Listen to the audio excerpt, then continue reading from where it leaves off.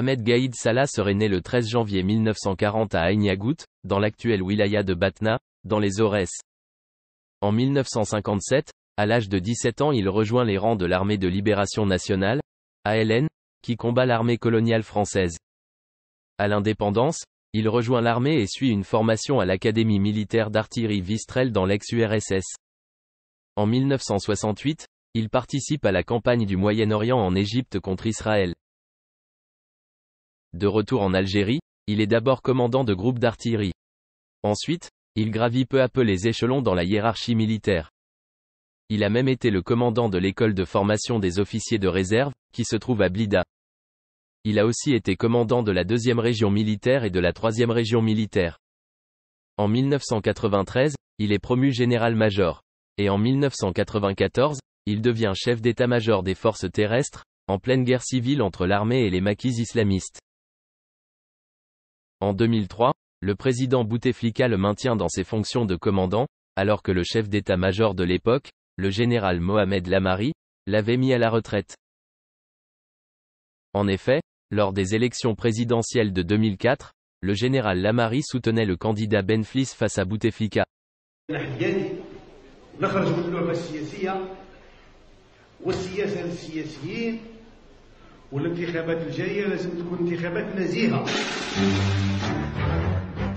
Que l'ANP se soit immiscée des problèmes politiques et autres du pays, je le dis oui. C'est vrai. داخلنا تعاوننا. Mais je peux vous dire qu'en 92, nous avons ouvert une brèche dans un cercle que nous avons refermé avec les élections de 99. L'armée ne s'occupe que de ses missions constitutionnelles. Tout le reste n'est que mensonge. Je vous le dis, je répète, n'est que mensonge.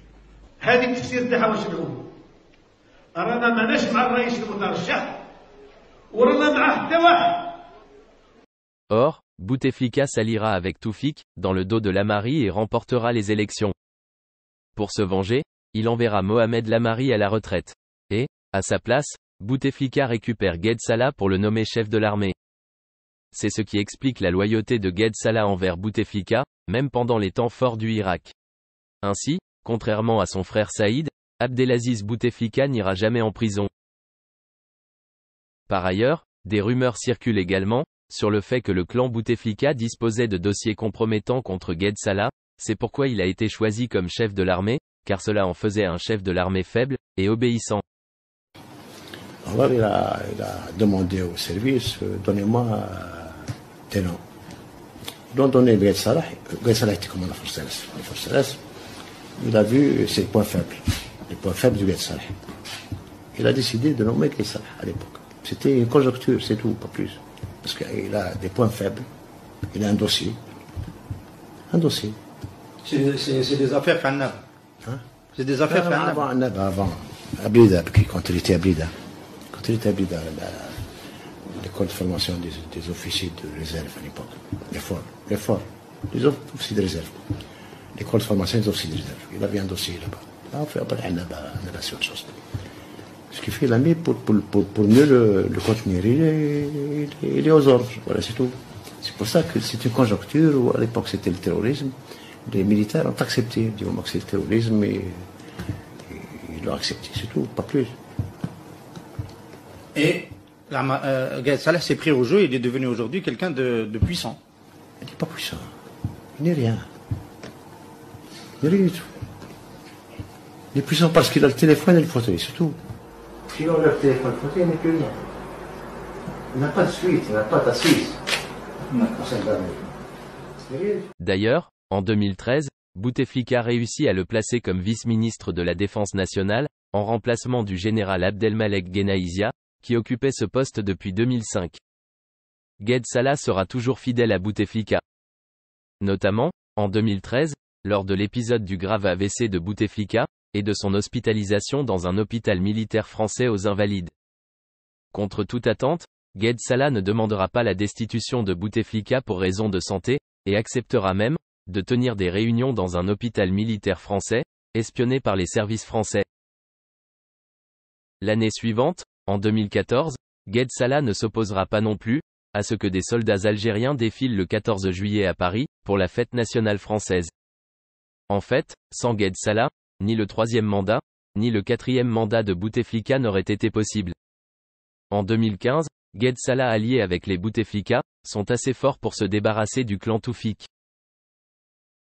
En fait, s'il n'y avait pas eu le Irak en février 2019, Gaïd Salah était prêt à partager le pouvoir avec les Bouteflika. Ainsi, contre l'avis de tout le peuple, il avait soutenu la candidature au 5e mandat de Bouteflika.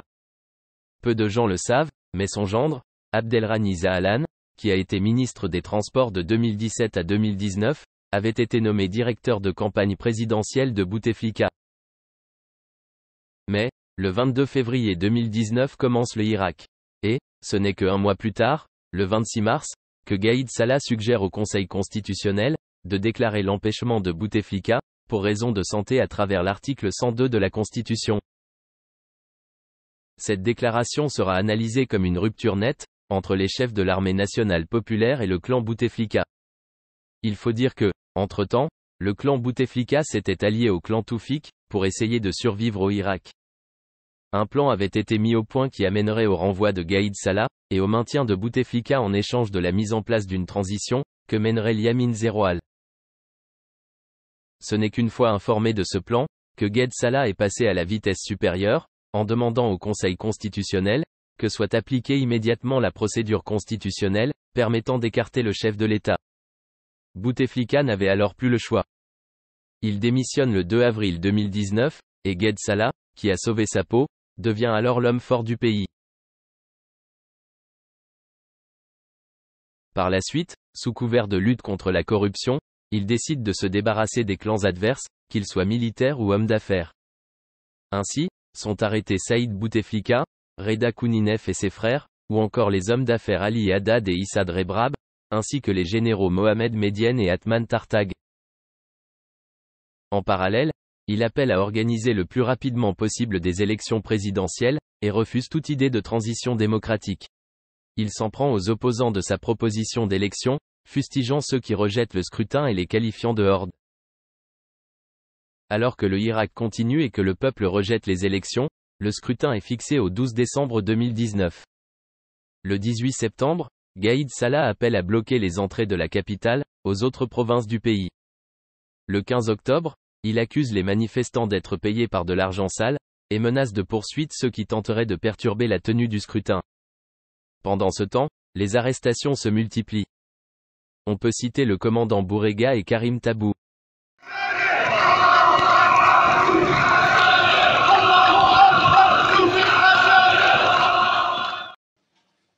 Abdelmadjid Tebboune devient finalement président le 12 décembre alors que le scrutin est majoritairement boycotté.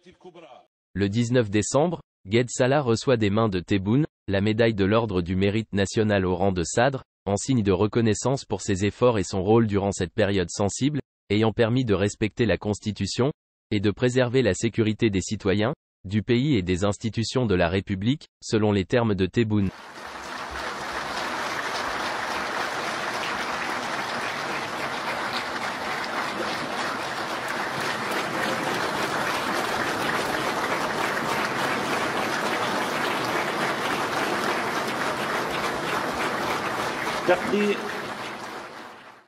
Le 23 décembre 2019, Ahmed Gaïd Salah est retrouvé mort à son domicile, pendant son sommeil, des suites, selon la version officielle, d'une crise cardiaque.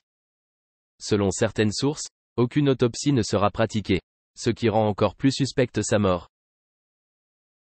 Un deuil national de 3 jours est décrété après sa mort.